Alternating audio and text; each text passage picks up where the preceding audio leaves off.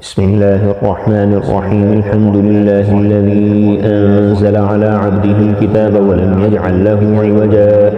قيما لينذر بأسا شديدا من لدنه ويبشر المؤمنين الذين يعملون الصالحات أن لهم أجرا حسنا عاكفين فيه أبدا وينذر الذين قالوا اتخذ الله ولدا ما لهم به من علم ولا لآبائهم كبرت كلمة تخرج من أفواههم إن يقولون إلا كذبا فلعلك باخع نفسك على آثارهم إن لم يؤمنوا بهذا الحديث أسفا إنا جعلنا ما على الأرض زينة لها لنبلوهم أيهم أحسن عملا وإنا لجاعلون ما عليها صعيدا جرزا أم حسبت أن أصحاب الكهف والرقيم كانوا من آياتنا عجبا إذ أوى الفتية إلى الكهف فقالوا ربنا آتنا من لدنك رحمة وهيئ لنا من أمرنا رشدا فضربنا على آذانهم في الكهف سنين عددا ثم بعثناهم لنعلم أي الحزبين أحصى لما لبثوا أمدا نحن نقص عليك نبأهم بالحق إنهم فتية آمنوا بربهم وزدناهم هدى وربطنا على قلوبهم إذ قاموا فقالوا ربنا رب السماوات والأرض لن ندعو من دونه إلها لقد قلنا إذا شططا هؤلاء قوم اتخذوا من دونه آلهة لولا يأتون عليهم بسلطان بين فمن أظلم ممن افترى على الله كذبا وإذ اعتزلتموهم وما يعبدون إلا الله فأووا إلى الكهف ينشر لكم ربكم من رحمته ويهيئ لكم من أمركم مرفقا وترى الشمس إذا طلعت تزاور عن كهفهم ذات اليمين وإذا غربت تقرضهم ذات الشمال وهم في فجوة منه ذلك من آيات الله من يهدي الله فهو المهتد ومن يضلل فلن تجد له وليا مرشدا وتحسبهم أيقاظا وهم رقود ونقلبهم ذات اليمين وذات الشمال وكلبهم باسق ذراعيه بالوصيد لو اطلعت عليهم لوليت منهم فرارا ولملئت منهم رعبا وكذلك بعثناهم ليتساءلوا بينهم قال قائل منهم كم لبثتم قالوا لبثنا يوما أو بعض يوم قالوا ربكم أعلم بما لبثتم فابعثوا أحدكم بورقكم هذه إلى المدينة فلينظر أيها أزكى طعاما فليأتكم برزق منه وليتلطف ولا يشعرن بكم أحدا إنهم إن يظهروا عليكم يظلموكم أو يعيدوكم في ملتهم ولن تفلحوا إذا أبدا وكذلك أعثرنا عليهم ليعلموا أن وعد الله حق وأن الساعة لا ريب فيها إذ يتنازعون بينهم أمرهم فقالوا ابنوا عليهم بنيانا ربهم أعلم بهم قال الذين غلبوا على أمرهم لنتخذن عليهم مسجدا سيقولون ثلاثة رابعهم كلبهم ويقولون خمسة سادسهم كلبهم رجما بالغيب ويقولون سبعة وثامنهم كلبهم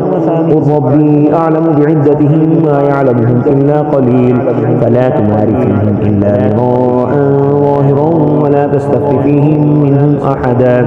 ولا تقولن لشيء إني فاعل ذلك غدا إلا أن يشاء الله واذكر ربك إذا نسيت وقل عسى أن يهديني ربي لأقرب من هذا رشدا ولبثوا في كهفهم 300 سنين وازدادوا 9 قل الله أعلم بما لبثوا له غيب السماوات والأرض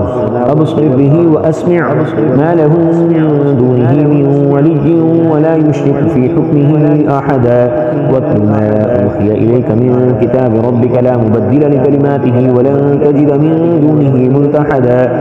واصبر نفسك مع الذين يدعون ربهم بالغداة والعشي يريدون وجهه ولا تعد عيناك عنهم تريد زينة الحياة الدنيا ولا تطع من أغفلنا قلبه عن ذكرنا واتبع هواه وكان أمره فرطا وقل الحق من ربكم فمن شاء فليؤمن ومن شاء فليكفر إنا أعتدنا للظالمين نارا أحاط بهم سرادقها وإن يستغيثوا يغاثوا بماء كالمهل يشوي الوجوه بئس الشراب وساءت مرتفقا إن الذين آمنوا وعملوا الصالحات إنا لا نضيع أجر من أحسن عملا أولئك لهم جنات عدن تجري من تحتهم الأنهار يحلون فيها من أساور من ذهب ويلبسون ثيابا خضرا من سندس واستبرق متكئين فيها على الأرائك نعم الثواب وحسنت مرتفقا. واضرب لهم مثل الرجلين جعلنا لأحدهما جنتين من أعناب وحففناهما بنخل وجعلنا بينهما زرعا كلتا الجنتين آتت أكلها ولم تظلم منه شيئا وفجرنا خلالهما نهرا وكان له ثمر فقال لصاحبه وهو يحاوره أنا أكثر منك مالا وأعز نفرا ودخل جنته وهو ظالم لنفسه قال ما أظن أن تبيد هذه أبدا وما أظن الساعة قائمة ولئن رددت إلى ربي لأجدن خيرا منها منقلبا. قال له صاحبه وهو يحاوره أكفرت بالذي خلقك من تراب ثم من نطفة ثم سواك رجلا لكنه الله ربي ولا أشرك بربي أحدا. ولولا إذ دخلت جنتك قلت ما شاء الله لا قوة إلا بالله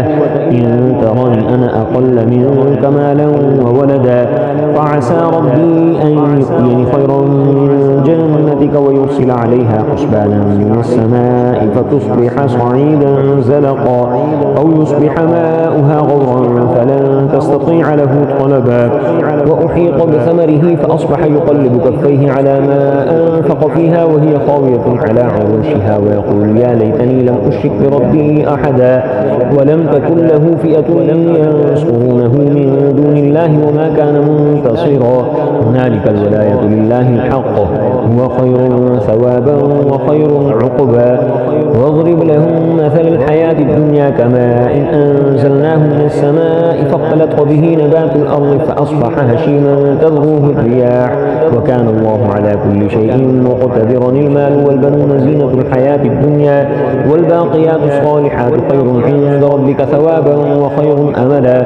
ويوم نسير الجبال وترى الأرض بارزة وحشرناهم فلم نغادر منهم أحدا وعرضوا على ربك صفا لقد جئتمونا كما خلقناكم أول مرة بل زعمتم أن لن نجعل لكم موعدا. ووضع الكتاب فترى المجرمين مشفقين مما فيه ويقولون يا ويلتنا ما لهذا الكتاب لا يغادر صغيرة ولا كبيرة إلا أحصاها ووجدوا ما عملوا حاضرا ولا يظلم ربك أحدا. وإذ قلنا للملائكة اسجدوا لآدم فسجدوا إلا إبليس كان من الجن ففسق عن أمر ربه أفتتخذونه وذريته أولياء من دوني وهم لكم عدو بئس للظالمين بدلا. ما أشهدتهم خلق السماوات والأرض ولا خلق أنفسهم وما كنت متخذ المضلين عضدا. ويوم يقول نادوا شركائي الذين زعمتم فدعوهم فلم يستجيبوا لهم وجعلنا بينهم موبقا. ورأى المجرمون النار فظنوا أنهم مواقعوها ولم يجدوا عنها مصرفا. ولقد صرفنا في هذا القرآن للناس من كل مثل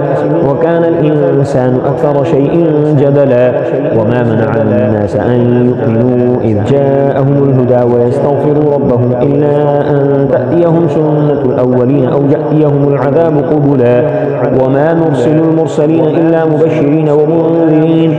ويجادل الذين كفروا بالباطل ليدحضوا به الحق واتخذوا آياتي وما أنذروا هزوا. ومن أظلم ممن ذكر بآيات ربه فأعرض عنها ونسي ما قدمت يداه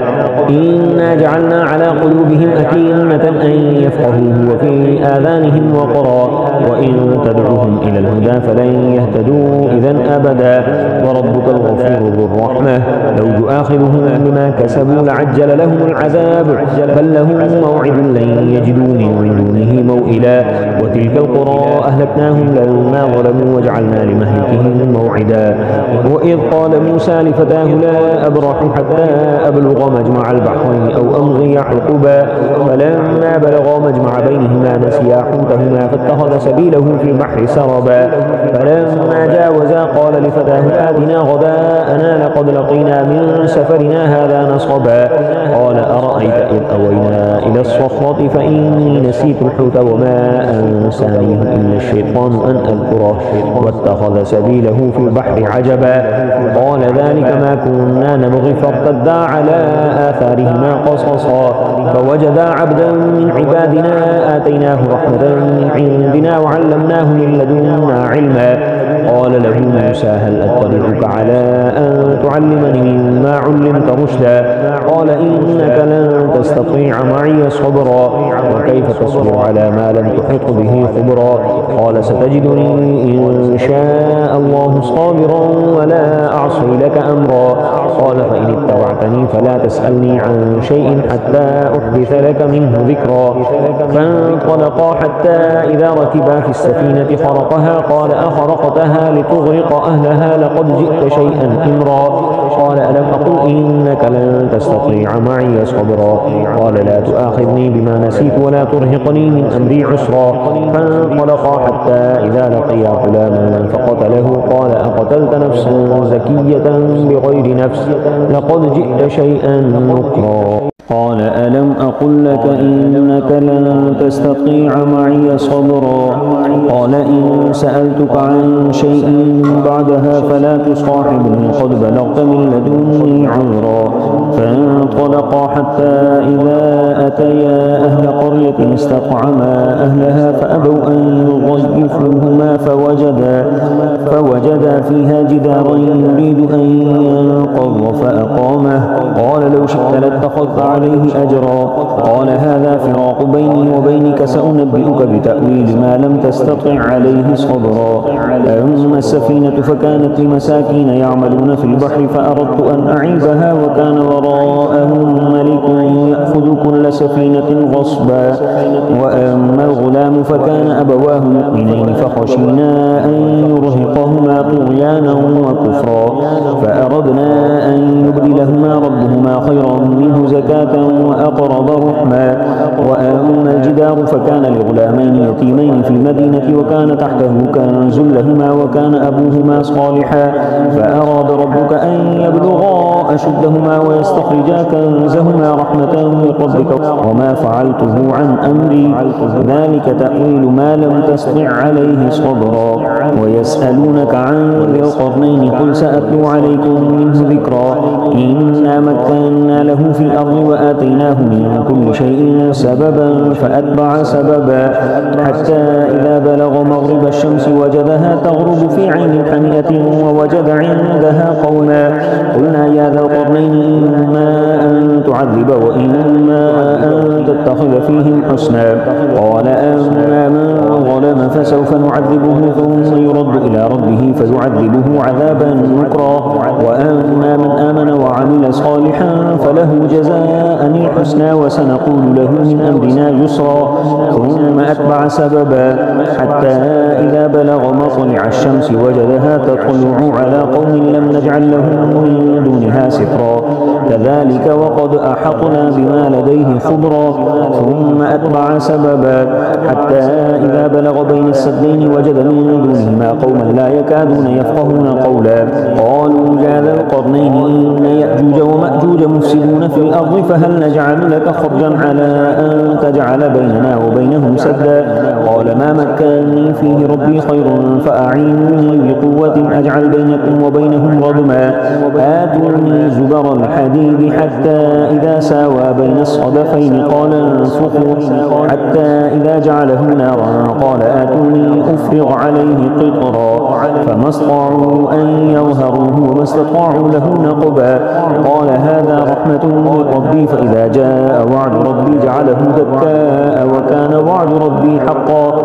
وتركنا بعضهم يومئذ يموج في بعض ونفخ في الصور فجمعناهم جمعا وعرضنا جهنم يومئذ للكافرين عرضا الذين كانت أعينهم في غطاء عن ذكري وكانوا لا يستطيعون سمعا أفحسب الذين كفروا أن يتخذوا عبادي من دوني أولياء إنا أعتدنا جهنم للكافرين نزلا قل هل ننبئكم بالأخسرين أعمالا الذين ضل سعيهم في الحياة الدنيا وهم يحسبون ويحسبون أنهم يحسنون صنعا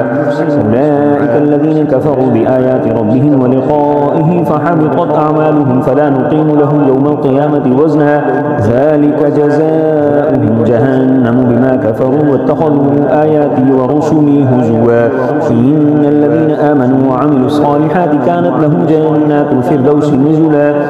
خالدين فيها لا يبغون عنها حولا قل لو كان البحر مدادا لكلمات ربي لنفد البحر قبل أن تنفد كلمات ربي ولو جئنا بمثله مددا قل إنما أنا بشر مثلكم يوحى إلي أنما إلهكم إله واحد فمن كان يرجو لقاء ربه فليعمل عملا صالحا ولا يشرك بعبادة ربه أحدا.